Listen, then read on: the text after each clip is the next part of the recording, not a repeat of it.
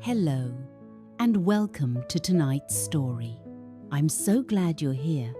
This is your time to let the world outside fade away, to sink into the quiet embrace of a story that feels like coming home. Tonight, we'll step into a library where time slows, where the scent of old books and candlelight weave a spell of comfort. Rain taps softly at the windows, a lullaby for the soul, as a woman opens a beloved novel and lets its words carry her into another world. Here, in this hushed sanctuary, the past and present blur. The storm outside becomes the rhythm of horse-drawn carriages. The flicker of candles transforms into ballroom chandeliers, and the voice of a cherished author speaks across the centuries. All you need to do is settle in. Let your breath grow slow and steady. Feel the warmth of the story wrap around you like a well-loved shawl. And whenever you're ready, we'll begin just as the first raindrop falls and the first page turns.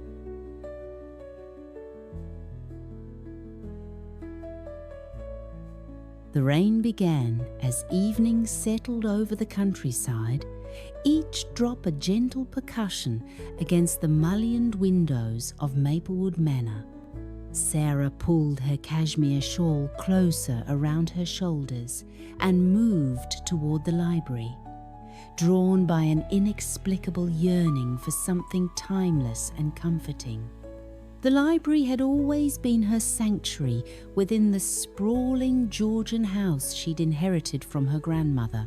Tonight, it seemed to call to her with particular tenderness, as if sensing her need for solace after the week's endless meetings and digital demands that had left her feeling scattered and hollow. Beeswax candles flickered from brass sconces along the mahogany shelves, casting dancing shadows across rows of leather-bound treasures. The air held the rich perfume of old paper, aged wood, and the faint lavender sachets her grandmother had tucked between favourite volumes decades ago. Sarah's fingers traced the familiar spines until they found what they sought, a well-worn copy of Pride and Prejudice, its burgundy leather soft as velvet from countless loving readings. She lifted it carefully, feeling the weight of stories within stories, of all the hands that had held this very book, all the hearts it had touched across the generations. The rain intensified against the windows, creating a symphony of silver notes that seemed to invite her deeper into evening's embrace. Sarah settled into the emerald velvet reading chair beside the hearth, where glowing embers painted warmth across the Turkish carpet.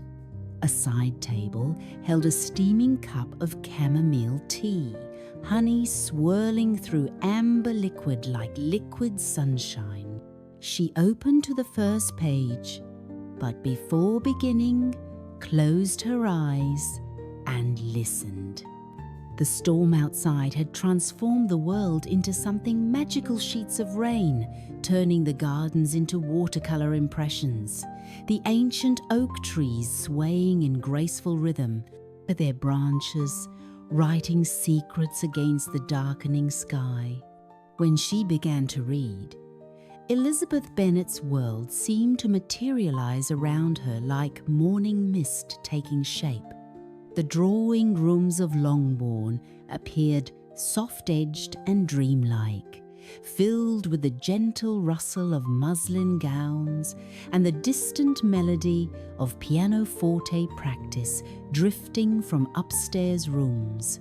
"It is a truth universally acknowledged," Sarah read aloud, her voice barely above a whisper, "that a single man in possession of a good fortune must be in want of a wife." The words floated through the library like incense, each syllable carrying weight and wisdom accumulated over centuries of telling. Outside, thunder rolled across the hills like a distant blessing, while inside, the story began to weave its familiar magic. As Sarah read, she felt herself slipping between worlds. The rain became the sound of horses' hooves on cobblestones as Mr. Darcy approached Netherfield. The candlelight flickered into the warm glow of assembly room chandeliers, where first impressions formed and dissolved like sugar in tea. Elizabeth walked through Sarah's imagination with spirited steps, her dark eyes flashing with wit and independence. Mr. Bennet retreated to his library, much as Sarah had retreated to hers, seeking refuge in books and gentle irony. Mrs. Bennet's nervous energy transformed into the comfortable bustle of domestic life, all netted purses and concerns about settlements and proper matches. The rain drummed a lullaby against the windows as Sarah turned each page with reverent care. The familiar characters emerged like old friends returning after long absence. Dear Miss Bingley, with his easy humour, sharp-tongued Mr. Darcy, hiding tenderness behind proud reserve, gentle Jane, whose sweetness could charm stones into blooming. Time seemed to slow and thicken like honey.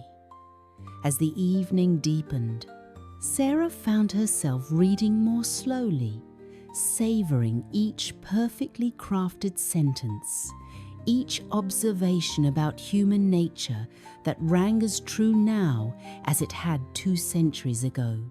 Jane Austen's wit sparkled across the pages like starlight on water, illuminating truths about love and society with gentle, penetrating light.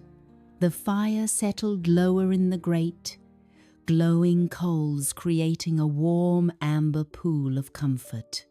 The rain continued its patient percussion, washing the world clean, while Sarah lost herself in drawing rooms and morning walks, in letters exchanged and misunderstandings unravelled with delicate precision.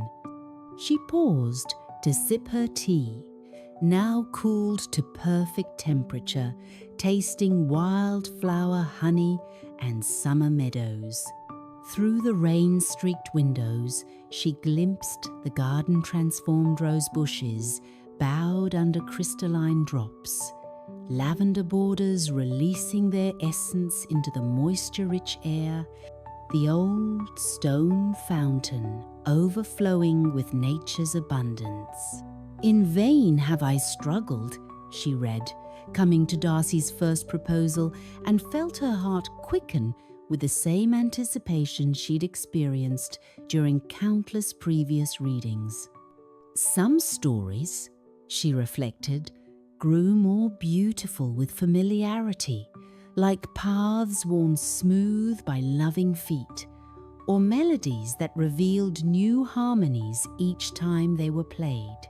The characters' voices seemed to echo in the library's quiet corners. Elizabeth's laughter rippled through the shadows, while Darcy's measured pronouncements hung in the air like distant church bells. Sarah could almost smell the morning dew on the grounds of Pemberley, feel the cool marble of its grand staircase beneath her fingertips, hear the splash of fountains in manicured gardens where pride slowly transformed into understanding. As the night deepened around Maplewood Manor, the storm began to gentle. Rain fell in softer whispers now, each drop a blessing on the gardens below. The candles burned lower, creating pools of golden light that made the leather bindings glow like jewels in a treasure cave. Sarah continued reading, her voice a soft counterpoint to the rain's lullaby. The familiar scenes unfolded with dreamlike quality morning visits and evening parties, walks through muddy fields and conversations in candlelit parlours. Each chapter was a doorway into a world where wit could triumph over circumstance, where first impressions could ripen into profound understanding, where love could grow quietly in the spaces between words. The fire had settled to glowing embers now, painting the room in warm amber tones. Sarah's eyelids grew heavy, but she continued reading, reluctant to leave this peaceful interlude between worlds. The rain had become barely a whisper against glass, as if the storm itself was settling into slumber. "My affections and wishes are unchanged," Darcy declared across the centuries, and Sarah felt the truth of enduring love resonate through the quiet library. "Some things," she mused drowsily, "remained constant across all seasons and circumstances. The human heart's capacity for growth, for forgiveness, for finding joy in unexpected places." The book grew heavy in her hands as exhaustion crept through her limbs like warmth from the dying fire. She marked her place with a silk ribbon, though she knew these pages by heart, and let the volume rest against her chest. Through half-closed eyes, she watched shadows dance across the ceiling, while rain painted liquid music on the windows. In this borderland between waking and dreams, Elizabeth and Darcy seemed to waltz through the library air, their story complete and eternal, their love, a testament to the power of understanding to transform judgment into joy. The gentle rhythm of rainfall became the susurration of ballroom gowns, the whisper of pages turning, the soft breathing of stories that lived forever in loving hearts. Sarah's breathing deepened and slowed, matching the rain's gentle cadence. The candles flickered lower, casting everything in soft, forgiving light. Outside, the storm was ending, leaving the world washed clean and sparkling, ready for tomorrow's sunlight to reveal gardens refreshed and springs running crystal clear. But for now, in this perfect moment between day and night, between story and dream, Sarah rested in the embrace of timeless words and gentle rain, surrounded by the accumulated wisdom of generations of readers who had found comfort in these same pages, this same promise that love and understanding could triumph over pride and prejudice, that happy endings were not just possible but inevitable for those patient enough to let their hearts learn the difference between first impressions and lasting truth. The rain continued its gentle benediction as Sarah drifted towards sleep, the book rising and falling softly with her breath, Jane Austen's immortal characters dancing through her dreams like old friends returning home after a long journey, bringing with them the eternal message that love, when it comes wearing the clothes of understanding and respect, is worth any weight, any struggle, any transformation of the heart.